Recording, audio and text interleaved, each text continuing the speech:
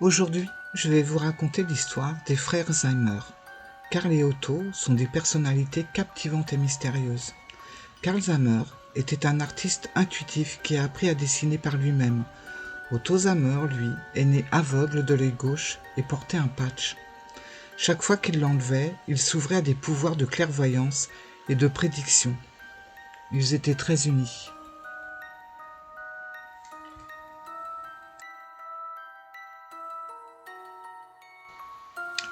En 1765, Frédéric le Grand de Prusse fut tellement impressionné par le génie surnaturel des jumeaux qu'il les chargea de créer un jeu de cartes qui, espérait-il, l'aiderait dans ses affaires militaires.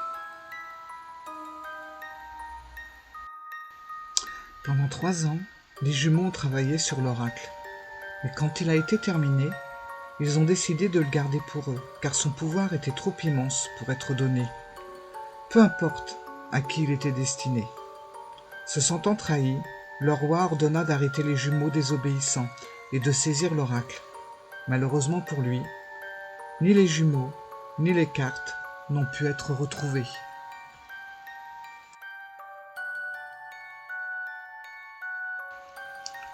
Les jumeaux se sont enfuis dans la campagne française et plus tard à Paris.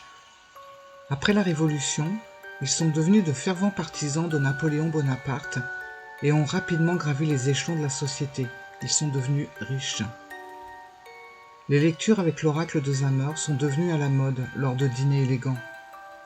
On raconte même que l'empereur Napoléon lui-même aurait secrètement consulté l'oracle énigmatique des jumeaux pour remporter plusieurs victoires.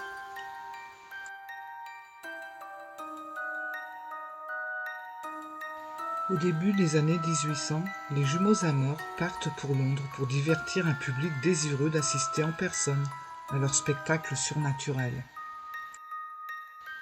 Bien qu'ils vieillissent, leur capacité ne cesse de s'améliorer. Gilbert Tett, un magicien contemporain à Londres, méprisait le succès des Zimmer. Il les considérait comme des intrus sur son territoire. Une terrible rivalité s'ensuivit. Pire encore, les jumeaux et Tett sont tombés amoureux de la même femme, Daphné Webb. En 1808, Tett est entré dans une crise de rage après que les Zimmer l'ont publiquement dénoncé comme un charlatan. Il jura de se venger brutalement pour avoir détruit sa carrière.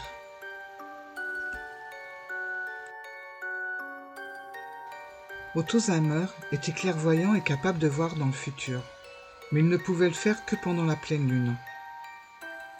Par conséquent, les frères ne pouvaient pas voir que les bonbons et les gâteaux qu'ils aimaient tant déguster étaient lentement empoisonnés par Tett. Les jumeaux sont tombés gravement malades. Au moment où Otto découvrit la raison grâce à une vision lunaire, il était trop tard pour modifier leur destin inévitable. Malheureusement, la vision d'Otto a également révélé que Daphné était celle qui avait planté le poison dans les gâteaux au nom de Tett. Le cœur brisé et affaibli par la maladie, Karl et Otto ont conçu un acte diabolique de représailles. Jetant un sort hypnotique sur Daphné, les jumeaux lui ordonnent de tendre une embuscade à Tett. Daphné s'approche de Tett et plonge un couteau dans sa poitrine. L'impact du coup la réveille immédiatement de son hypnose. Terrifiée et confuse, elle court sauvagement dans la rue où elle est écrasée par un cheval. Ensemble dans l'éternité comme sur Terre, Karl et Otto Zimmer sont passés dans l'au-delà le 31 décembre 1808. Ils ont été enterrés dans le cimetière de la Trinité, à Londres. Malheureusement, leur incroyable histoire est tombée dans l'obscurité et a été oubliée par la plupart.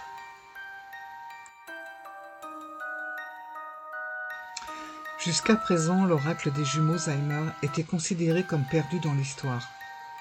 Mais ce n'était pas le cas, l'oracle énigmatique est passé entre les mains de plusieurs propriétaires au cours des 200 dernières années. Grâce à des relations étendues, Deviant Moon a obtenu les cartes originales de ces scientifiques et les ont méticuleusement recréées juste pour nous. Et voilà l'histoire des jumeaux Zaheimer et de leur oracle. À bientôt! Hello tout le monde, j'espère que vous allez bien. Alors attention les gars, là on rigole pas. On va présenter un oracle franchement que j'ai attendu pendant pratiquement 3 mois et demi. J'ai cru que je ne l'aurais jamais, franchement, ça a été une très très longue attente, mais je savais à quoi je m'attendais quand même, puisque quand Deviant Moon a annoncé justement qu'il allait nous faire ce bel oracle, voilà, c'était en avril, et forcément, quand je l'ai vu, moi, vous connaissez mon amour pour tout ce que fait Patrick Valllanza. J'ai beaucoup de ses jeux, j'aime beaucoup, j'en ai même par exemple pour les Triomphie, j'en ai dans des couleurs différentes. Enfin bref, j'aime énormément ses œuvres, ses créations, ça me touche, voilà. Alors ça plaît pas à tout le monde, je sais bien, mais bon après, voilà. Donc depuis quelques jours, l'oracle Zaheimer, en fait, des frères Zaheimer est enfin sorti, ça y est, et je l'ai reçu en début de semaine. Donc je suis très très contente. Ça a été vraiment, comment dire, je l'ai trouvé encore plus beau que ce que j'espérais en fait. Et bien sûr, on a pu voir pendant ces 3 mois et demi comment il créait ses illustrations. Enfin, il nous faisait montrer tout ça en direct. Mais je m'imaginais pas un jeu aussi beau, aussi bien réussi. Voilà. Donc ça, c'est la boîte. Voilà. Alors, vous avez pu voir, j'ai voulu faire un petit montage au début de cette vidéo. Alors, c'est un petit peu long, mais je trouvais que c'était important quand même de raconter un peu l'histoire Zaheimer. Et c'est pas sans nous faire penser, c'est pour ça que j'ai fait cette vidéo, enfin cette petite intro, c'est pas sans nous faire penser un petit peu l'histoire de Mildred. Voilà. Moi, j'ai commencé à connaître toutes les œuvres Enfin, j'ai commencé à connaître Deviant Moon quand Mildred est sortie, et ça a été, Mildred, une histoire tellement incroyable qu'on finissait par vraiment y croire alors que c'est vraiment sorti, pardon, de l'imagination de Patrick Valllanza.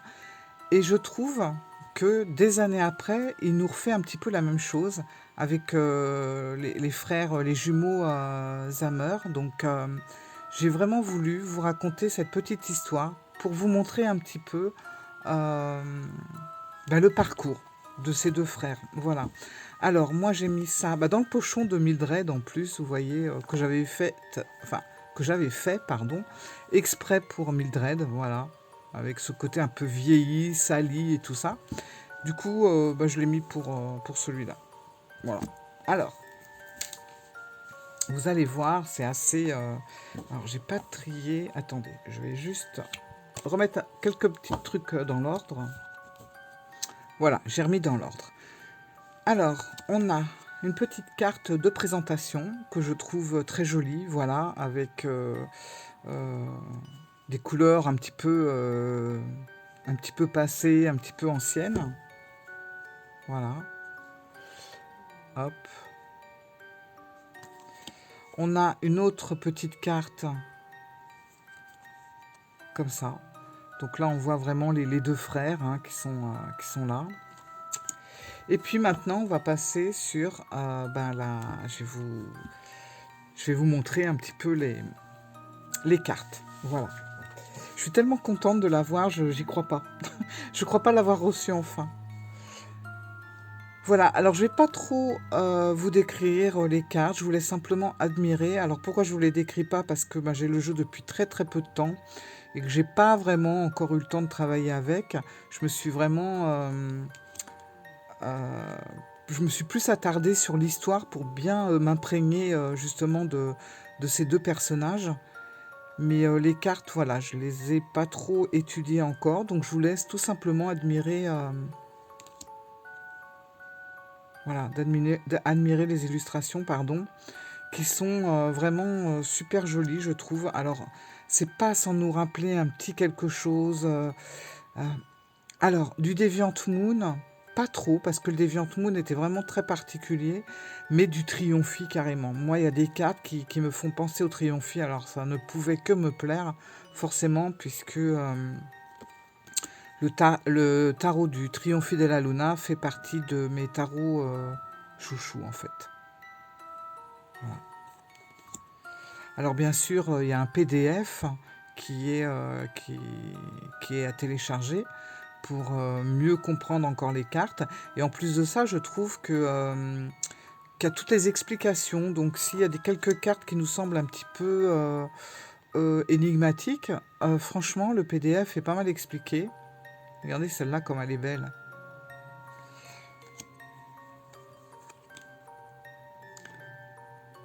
Alors, bien sûr, hein, on reste fidèle à Patrick Valenza dans son côté un petit peu sombre et mystérieux.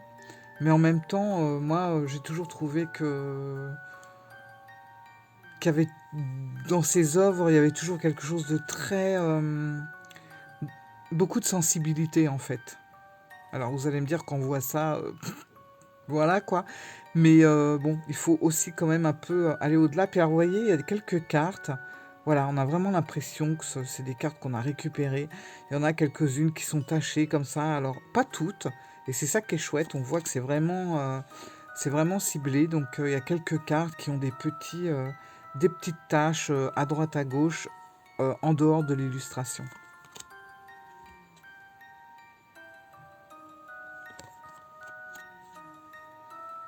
Alors, on reconnaît vraiment... ben, on reconnaît que c'est du Patrick Valenza, hein, franchement.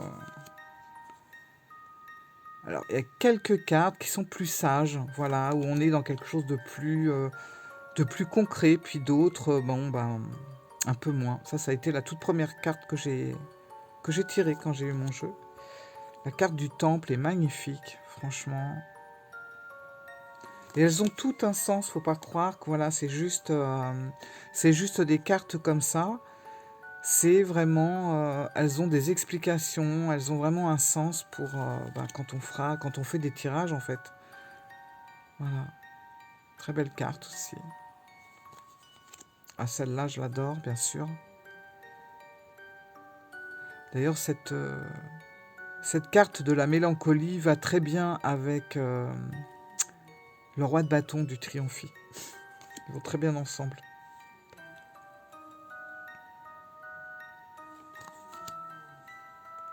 Voilà, on reconnaît tout à fait les petits diablotins de Deviant Moon. Elles sont magnifiques. Donc là, vous voyez, voilà, c'est un petit peu taché sur le côté.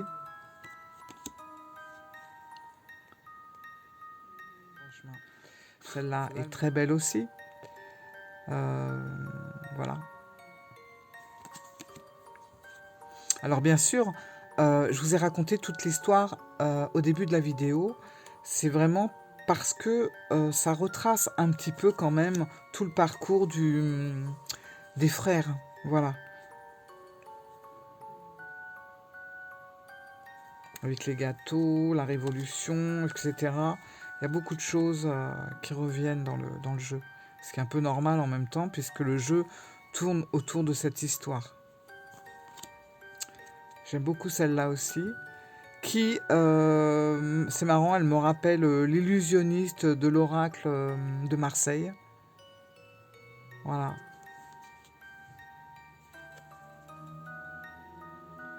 Et puis malgré tout, on n'est pas sur quelque chose de répétitif comme le Triomphi ou comme l'oracle abandonné, etc. On a quand même quelque chose qui est un petit peu différent, même si on retrouve quelques scènes parfois du Triomphi, on a quand même un oracle qui a quand même des illustrations vraiment différentes. Vous voyez, celle-là, même celle d'avant, c'est vraiment des illustrations qu'on ne retrouve pas dans ces autres jeux. Hein. Donc il y a vraiment quelque chose de différent, à part du reste de ce qu'il a pu faire. C'est pas quelque chose voilà, Alors, on se dit pas encore un jeu, voilà, un peu comme tous les autres.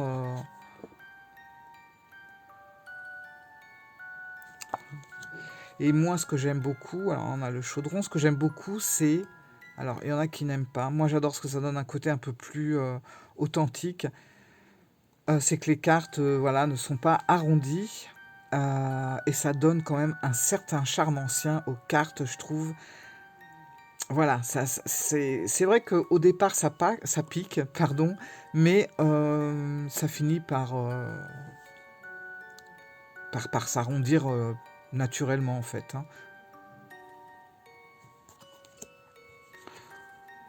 L'Ouroboros, très original aussi.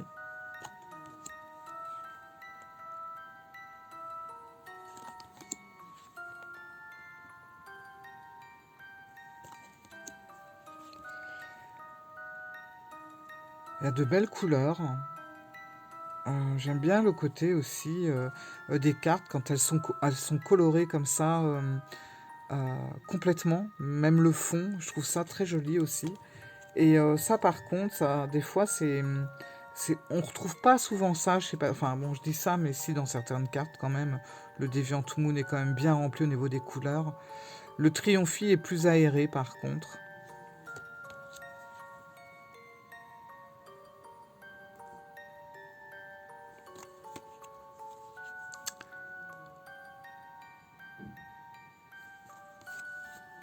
C'est vraiment magnifique. Franchement, je me dis que j'ai bien fait d'attendre 3 mois et demi. Voilà. L'attente a été récompensée.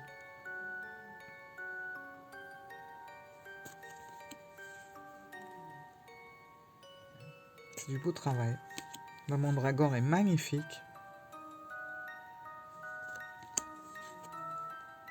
Le bouffon.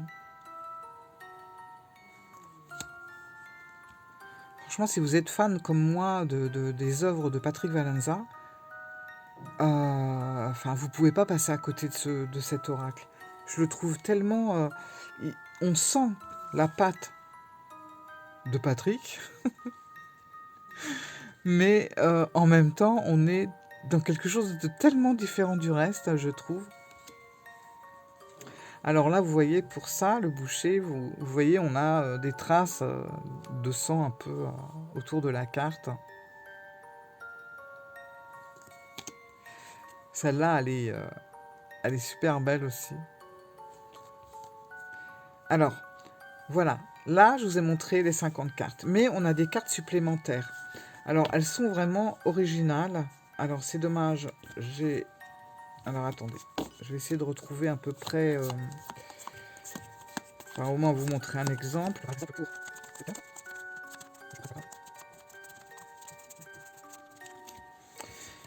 Vous voyez, on a 2 cartes en double, mais c'est pas vraiment des doubles dans le sens où si vous regardez bien, on a quand même des différences. Alors déjà, bon, au niveau, vous voyez, du bas de la carte, le nom, je sais pas comment mettre. Oh là là, qu'est-ce que je suis... Je suis de main gauche en fait. Hop, voilà. Donc déjà, on voit là, bon, c'est pas écrit de la même façon.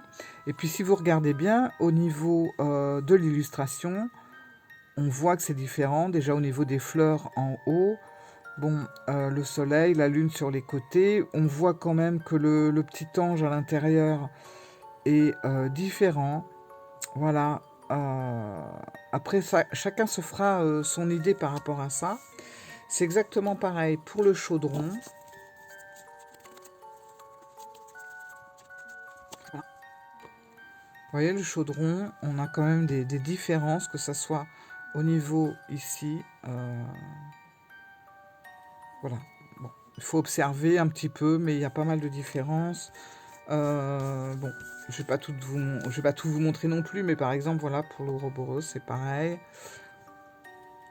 Là, on a l'impression que on a la version nuit et la version jour, mais en même temps, vous voyez, au niveau du bas, là, voilà, c'est pareil, au niveau de la rivière.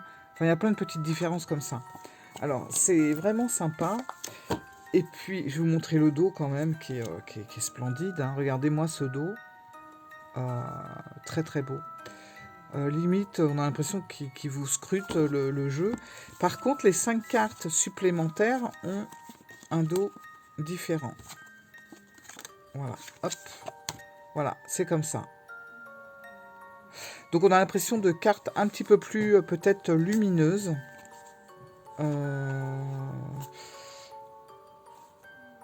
Ouais. Voilà. Donc les cartes sont... elles ont la taille d'un tarot au niveau de la longueur. Par contre, je les trouve beaucoup plus fines. J'en ai pas là à côté de moi, mais bon, voilà. Donc, je suis vraiment ravie. Je vais pas trop m'attarder, voilà, à discuter 3 heures, tout ça. J'ai pris déjà beaucoup de temps pour l'intro. Pardon. Oh là là. Mais voilà, ce jeu, moi je le trouve vraiment beau, il est original. Les tranches, enfin les bordures de cartes, parfois sont pas mal différentes selon ce que la carte va exprimer. Donc on va avoir des taches, voilà, qui accompagnera l'illustration. Et puis les cartes supplémentaires ici qui peuvent servir, vous pouvez mettre à l'intérieur de votre jeu ou à part, avec nos 2 petites cartes de présentation. Et puis voilà, nos 2 frères également qui sont ici. Voilà. Voilà les amis, donc je voulais vraiment vous présenter ce jeu. J'espère que ça vous a permis un petit peu de voir de quoi il en retournait, parce que c'est vrai que c'est toujours très mystérieux. On tâtonne, on ne sait pas. Quand on ne connaît pas trop, voilà, puis on n'a peut-être pas envie non plus de reprendre un peu des jeux qui se ressemblent. C'est un peu le risque à chaque fois avec Deviant Moon. Mais là, honnêtement, moi je trouve que c'est quand même quelque chose d'assez différent de tout ce qu'il a pu sortir auparavant. C'est pas le plus abouti, c'est pas ce que je veux dire, mais c'est quand même... on sent qu'il y a, il y a eu du travail et c'est un peu une consécration de tout ce qu'il a pu faire auparavant. Mais là, il nous a fait il nous a fait un super oracle en fait, quelque chose de très très différent du reste. Et puis moi, j'ai un petit peu la nostalgie de Mildred, avec toute son histoire, de tout ce qui lui est arrivé, enfin bref. Et je retrouve un petit peu cette énergie avec les frères. Voilà. Voilà mes amis, alors je vous fais plein de bisous et puis je vous dis à très bientôt pour d'autres aventures. Et dites-moi en commentaire ce que vous en pensez. Voilà, ciao!